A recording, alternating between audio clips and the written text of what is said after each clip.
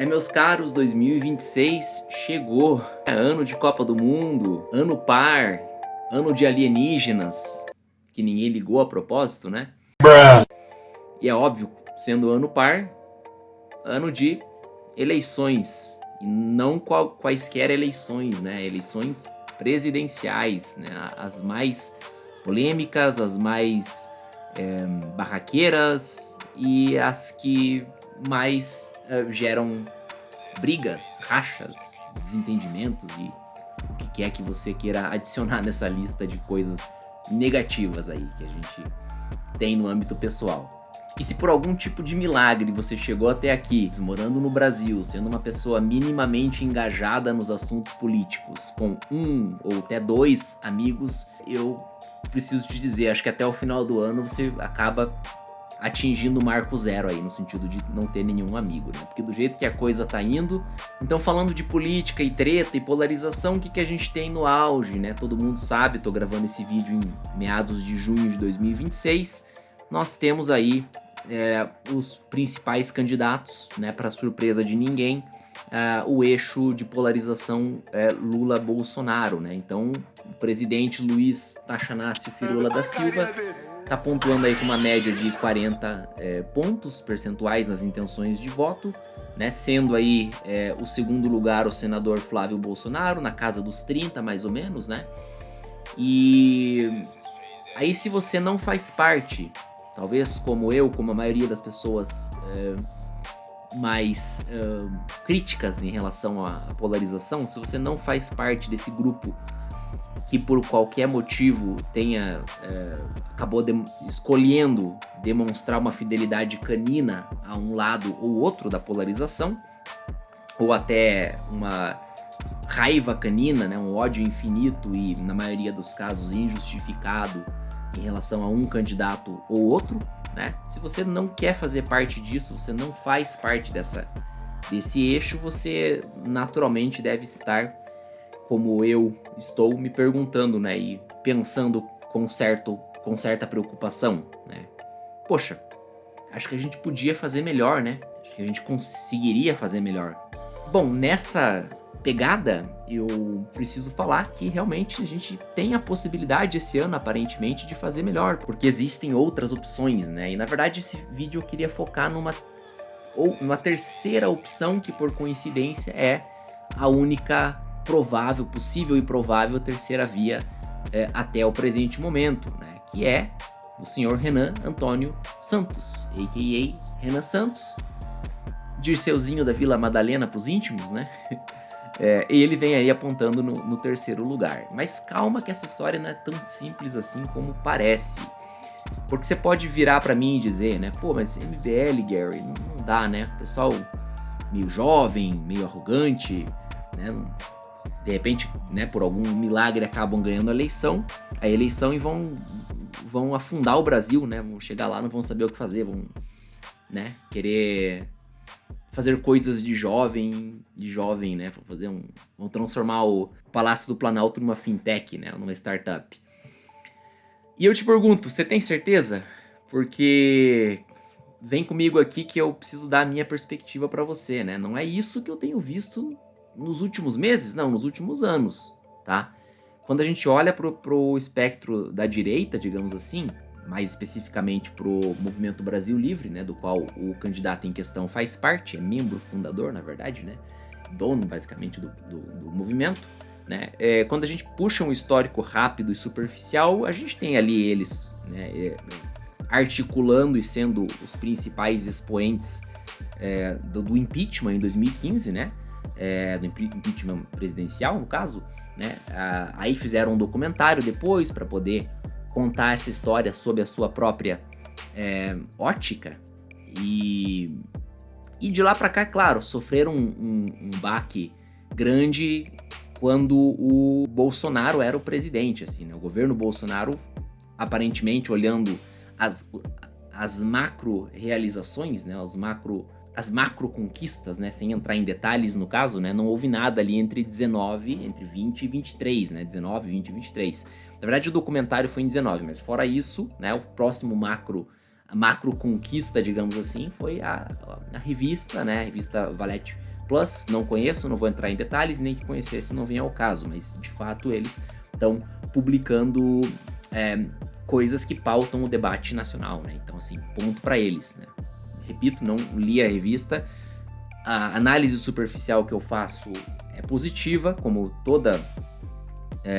todo veículo que movimenta o debate intelectual, ele deve ser louvado, ele deve ser aplaudido, né? Então, assim, né, no meu entendimento, ponto para eles. A revista, o aplicativo estão gerando ali, fomentando digamos, o impulso intelectual da leitura, da formação de caráter, de perspectiva de mundo, né? Então eu só vejo coisa positiva aí nessa revista, né? Embora, não, como eu falei, não a conheça. Pretendo, né? Mas, enfim. E é claro, né? Acho que a cereja no topo desse bolo é a fundação do partido, né? Partido Missão, para caso você não saiba do que eu estou falando, eles fundaram um partido, foi fundado um novo partido no Brasil chamado A Missão, né? Ou apenas Missão. Embora eles sempre se refiram a partido no feminino, né? A Missão. Mas é o Partido Missão, né? Que é um partido. Mas enfim. E isso é bem recente, não tem nenhum ano. Foi fundado eles tiveram autorização, com todo um rolê que, novamente, quando eu coloco uma análise superficial, eu não consigo ter qualquer opinião que não seja positiva, que não seja, os caras fizeram algo que o movimento Bolsonaro não conseguiu, né? Aí alguns vão dizer que é por travas institucionais, outros vão dizer que é por burrice. O fato é que não conseguiram, e eles conseguiram, tiveram êxito onde os seus principais rivais e oponentes no espectro da direita falharam miseravelmente, vergonhosamente, eu diria. Desculpa se isso te ofende, mas me dá outra perspectiva aí em relação ao fracasso da fundação, né, digamos assim, do partido Aliança pelo Brasil. Acho que era esse o nome, né? Se não for, o editor vai colocar aqui. Então, vamos lá. Vamos voltar para a pergunta inicial. São jovens, né? Fato. São meio arrogantes. Fato, né? São incapacitados de gerenciar o Brasil, de administrar o Brasil? Não sei, né? Coloquei para você aqui um breve currículo, um breve resumo, né? E quando a gente compara e contrasta com outros presidenciáveis e com outros presidentes, eu acho que, no mínimo, dá pra gente falar que os caras merecem, de repente, né, talvez um voto de confiança, não é? Claro, mas agora focando na campanha eleitoral até o presente momento, novamente, junho de 2026, meados de junho de 2026. Bom, eu diria que a campanha do Renan Santos até agora tem sido impecável. Pelo menos para aquele eleitor que, como eu, se identifica e se vê no espectro centro-direita ou apenas direita, dependendo, né? É justamente aquilo que você esperava inicialmente de um governo Bolsonaro e que, né, aqui vai haver também divergências, mas para muitos, para a maioria, não foram entregues, né? Ou pelo menos faltou muita coisa aí a ser entregue nesse sentido, né? Então, eu tô falando, é claro, de combate à corrupção, por exemplo, né? Então, essa é uma das cartas ali, né, que a campanha do presidente, do presidenciável da Missão tem trazido, né? Mas é claro, a gente pode falar que já viu esse filme antes, né? Ok, mas isso tem que estar na mesa, isso é esperado pelo público, né, dos candidatos de direita, pelo público mais à direita, né, mais, digamos assim, à direita no espectro político, né. Organização, reforma e expurgo da máquina pública. Não, eu não errei essa palavra, tá? Não coloquei uma palavra que eu não sei o significado. Eu acho que é ela que realmente define o que deve acontecer, pelo menos o que é trazido no debate nacional, muito mais no espectro da direita do que no da esquerda, pelo que eu consigo ver, esse expurgo da máquina pública, né? Ou seja, vamos tirar o bando de parasitas, né? Esse bando de parasitas que tá lá, isso em todas as esferas, né? Desde a municipal, né? Que por si só, em muitos dos casos, já é um absurdo, né? Mas esse é um outro debate, né? Alguns municípios que não deveriam sequer ser municípios, né? Que vivem de arrecadação do poder executivo, né? Do federal, pacto federativo que eles chamam, né? Ou seja, o dinheiro que é arrecadado de outros lugares, acaba sustentando muitos desses municípios que não deveriam sequer existir, no sentido de que eles não se autossustentam, né? Eles não conseguem pagar as próprias contas, falando português bem claro. Mas repito, essa é uma discussão para outro, né, dar um vídeo à parte ali, né? Ainda na questão da campanha do Renan, né? A questão de segurança pública, né? A missão está fazendo um embate de ideias muito forte em relação à questão da segurança pública, ou seja, dizendo claramente que vão sentar o dedo no crime organizado, né?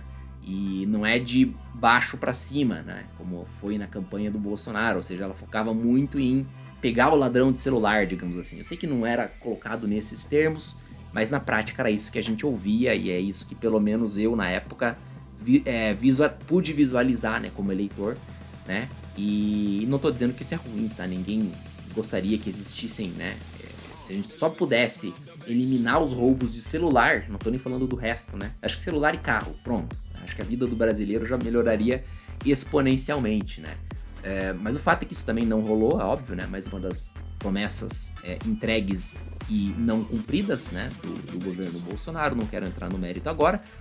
Mas o fato é que a perspectiva que eu tenho, pelo menos vendo as entrevistas do Renan até agora, é que o combate, né, na parte de segurança pública ao crime, ele se dará de cima para baixo, né? Ou seja, atacando as lideranças e dissolvendo aí, pelo menos a proposta, né, de cima para baixo, né? Acabando com o comando, né, para, consequentemente, acabar com os da esfera menor, né?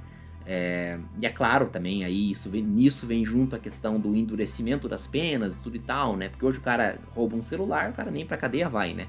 Vai lá, responde, assina alguma coisa lá e tá na rua de novo. Não sou eu que tá dizendo isso, quem diz isso é quem trabalha nessa linha de frente, né? Os policiais, enfim, basta pesquisar um pouco, né? Então tudo isso, assim, é acoplado ali nesse discurso que a gente consegue ver até agora em relação aos candidatos, né, da missão, e principalmente o principal, né, o candidato à presidência.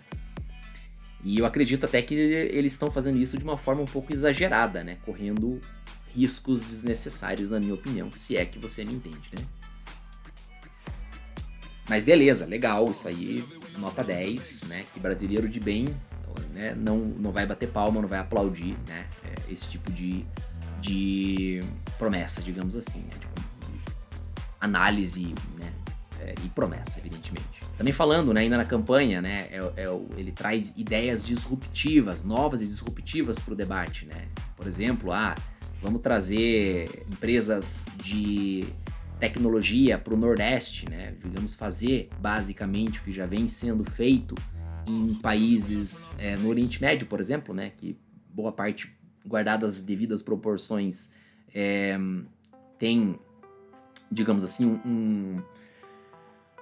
um meio ambiente, né, parecido, né, no sentido de um lugar mais seco, menos chuvoso, mais calor e tudo e tal, né.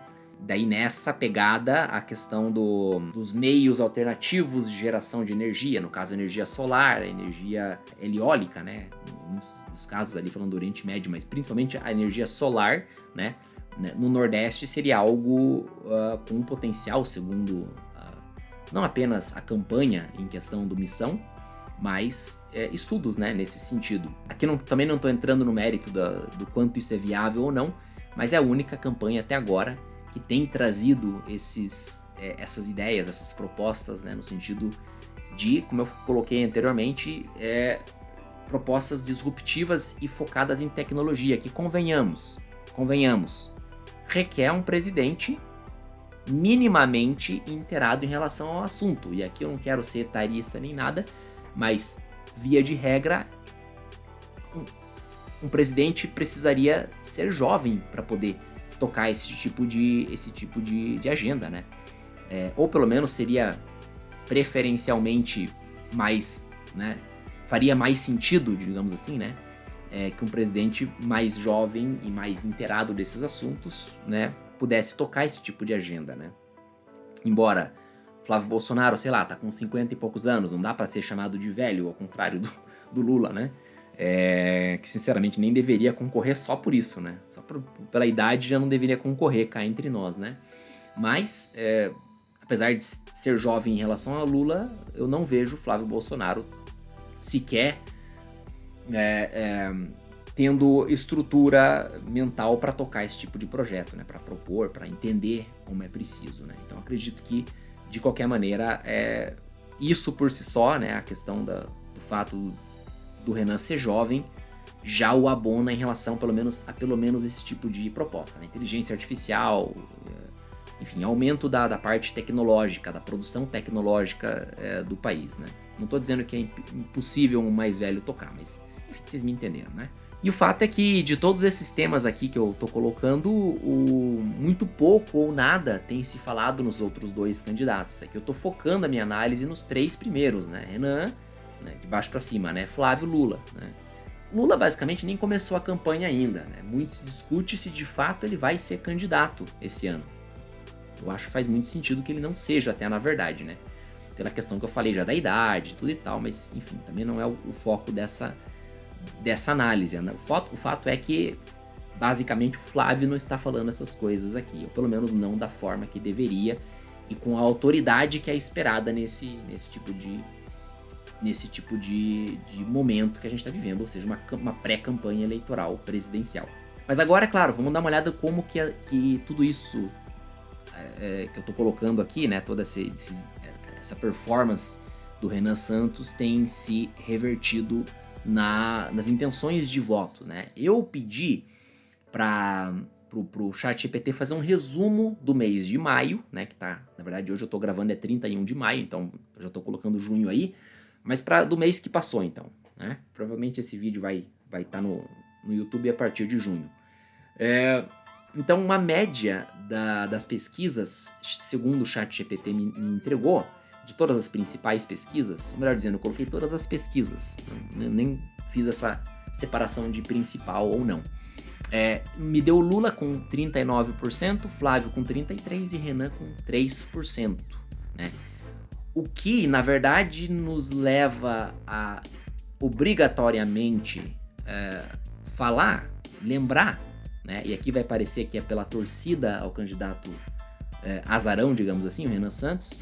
Pode ser, talvez, mas eu quero crer que não, né? Mas nos leva a levantar a apontar, melhor dizendo, para o elefante branco no canto da sala, né? O quanto que as pesquisas de intenção de voto no Brasil são confiáveis em todos os aspectos, em todos os sentidos. Porque quando a gente analisa no Polymarket, e aqui eu vou falar um pouco mais sobre isso também, mas no Polymarket, digamos, a gente vê um cenário muito parecido com o das pesquisas, de certa forma. Muito parecido não, mas razoavelmente parecido com os das pesquisas, da média das pesquisas oficiais, né?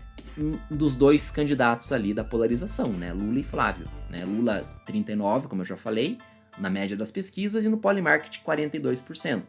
Né? Na data de hoje, 31 de maio, é claro, né? Que eu tô gravando esse vídeo. Flávio com 33% e 28% no Polymarket. Então, quer dizer, Lula com um pouquinho abaixo, Flávio um pouquinho acima, né? Mas você vê ali uma proximidade, né? Agora, Renan, no Polymarketing, hoje, 31 de maio de 2026, tá com 16%, ao passo que nas pesquisas tá com 3%. Então, quer dizer, algo de errado não está certo aí, né? Gostemos ou não do candidato em questão. Alguma coisa aí não tá batendo, não tem como alguma coisa tá batendo, né? Então, levanta a bola novamente do quanto a gente pode confiar nas pesquisas de intenção de voto. E aqui a gente eu saio, né, peço licença para sair do âmbito da metodologia, o quanto a metodologia é confiável, e eu preciso, né, 16 para 3%, entrar na esfera do quanto, de fato, esses institutos estão, de alguma forma, vamos dizer assim, por falta de uma palavra melhor, sabotando, né, minando a campanha do candidato em questão, né, do candidato da missão. Como se não bastasse, né, estou falando do Polymarket, que a gente pode questionar o quanto isso de fato é um bom veículo, uma boa análise, né, porque basicamente, se você não conhece, o Polymarket é um site de apostas online. Então a pessoa entra lá e faz suas apostas. Eu acho que o Lula vai ganhar, tô colocando aqui um dinheirinho. Não sei os detalhes, não sei se tem valor mínimo, valor máximo, enfim, é interessante também analisar isso, né? Mas o fato é que o Polymarketing, ele tem, digamos, quando a gente puxa o histórico de eleições, né, de um modo geral, né, presidenciais, Estados Unidos, outros países que tiveram eleição presidencial recentemente, ele sempre ficou muito próximo, né? E isso não é surpresa, porque são pessoas reais colocando o seu dinheiro real, né, do seu próprio bolso ali. Então, quer dizer, é um ótimo, diga-se de passagem, meio para você sondar a temperatura, né, da campanha, né, dos candidatos, digamos assim, né? E porque ninguém coloca dinheiro para perder, né? Vou colocar aqui só nesse candidato que eu sei que não vai ganhar, só para ele pontuar mais. Isso deve existir, mas não vai mover moinhos, como diz o ditado. Então, assim, o fato é, né, de alguma maneira, né, as campanhas, as pesquisas oficiais estão jogando o Renan para baixo de maneira artificial. Tá? Não quero entrar no mérito, não vem ao caso o porquê. Mas o fato é que o Polymarket, que a gente pode discutir o quanto quiser, se é um veículo digno ou não, que vale a pena analisar ou não, mas o fato é que ele, por algum motivo, a partir de maio, foi proibido.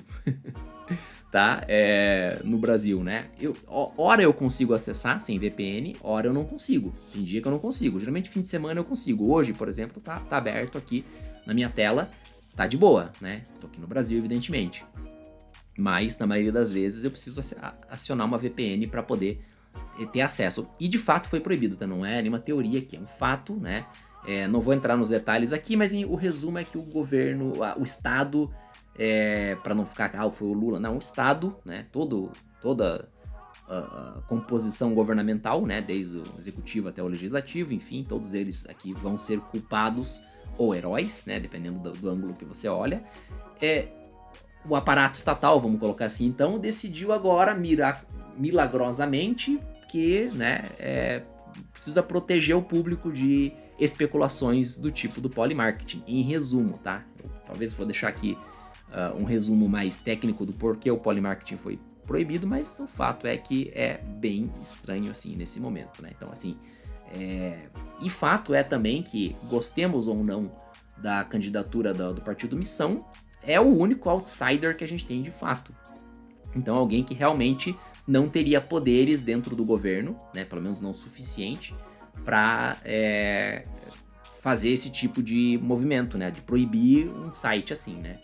Então, e querendo ou não, é o que está sendo mais prejudicado, né. Então, pode ser que seja, de fato, uma sabotagem deliberada aí dos institutos de pesquisa, ou pode ser a boa e velha regra do que diz que chora mais quem pode menos, porque realmente, né, tá bem discrepante aí o resultado do Polymarket com o das pesquisas, né, pondo em números 13% de diferença, é muita coisa e naturalmente muita coisa que precisa ser explicada e ficar esclarecida. Então, assim, minha análise a verdade provável é que hoje a penetração de Renan Santos na população é de 15%.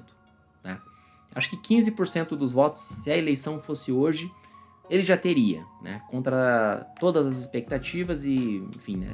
Os jornais colocariam, nossa, Renan surpreende, não sei o que e tudo e tal. Não é surpreende, é porque realmente, provavelmente, existe algum tipo de bloqueio aí na máquina pública, que a gente sabe que todos andam de mãos dadas em algum momento, que não deixa isso transparecer nas pesquisas de intenção de voto.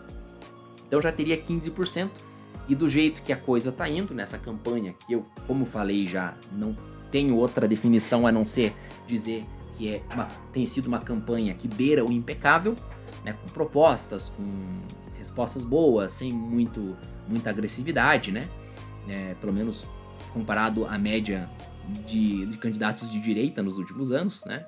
Principalmente os Bolsonaro. Então, do jeito que a coisa tá indo, né? Fazendo a lição de casa, viajando o Brasil e tudo e tal, deve chegar até 25% das intenções de voto. Isso aqui é minha análise, minha perspectiva, para ficar gravado aqui, para depois a gente olhar e falar, olha, acertou em cheio, ou não, errou, passou longe, né? Mas eu acho que deve chegar até outubro com 25%. E acontecendo isso, é bem provável que boa parte desses votos sejam votos migrados do próprio Flávio Bolsonaro. Então vai fazer com que os dois candidatos se encostem ali e aumenta a chance consideravelmente de que Renan Santos acabe indo para o segundo turno no lugar de Flávio Bolsonaro, que é o que aconteceria se a eleição fosse hoje, tá? Vamos falar o português bem claro, né? Se a eleição fosse hoje, em junho, o segundo turno já estaria dado ali. Não tem como, a diferença é muito grande, né? Não há conspiração que justifique essa diferença nesse momento, pelo menos esse é o meu entendimento. Mas, como tem ainda um tempinho, né, o desconhecimento do Renan ainda é muito grande, então é bem provável que ele encoste no Flávio até outubro, e encostando, a chance de ultrapassá-lo e ir para o segundo turno com Lula é considerável, tá? E se ele for para o segundo turno? Aqui a gente entra numa esfera que requer outro vídeo, eu já vou me encaminhar para o final. Mas se ele for, é game over, né? Não sei, né? Não tem como saber. Por quê? Vantagens em relação a um possível segundo turno entre Renan e Lula, né? Renan tem mais propostas, tem menos teto de vidro, tem uma eloquência e um carisma entre os mais jovens, pelo menos, muito maior, né? Uma rejeição muito menor. E sem contar que nos debates seria uma coisa constrangedora até, o que eu acho que o Renan faria contra o Lula no segundo turno, tá? Eu acho que nem haveria debate, porque paremos e pensemos, e falemos o português bem claro, Lula afinou pro Bolsonaro em 2022, ou seja, deveria ter havido 4 debates, e por conta do Lula houve só 2. Só uma simples pergunta, sim ou não? Por que você cortou praticamente toda a verba dos programas que protegem as mulheres?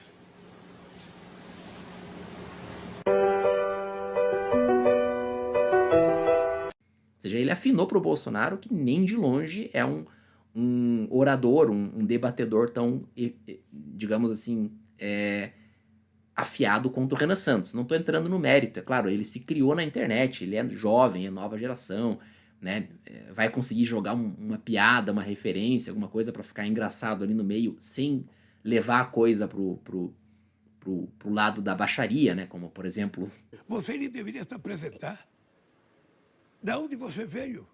Da igreja. Da onde você veio? De igreja. Então é isso. Então, assim, ele vai, falando português bem claro, iria jantar o Lula no segundo turno em debates. Repito, eu acho que se isso acontecer, se o segundo turno for entre Lula e Renan Santos, não teríamos debate. Lula inventaria qualquer desculpa, saúde, não sei o que, tô doente, não sei o que. Para ele é muito mais vantajoso também, né? Tem uma coisa que aparentemente não falta no entourage, né?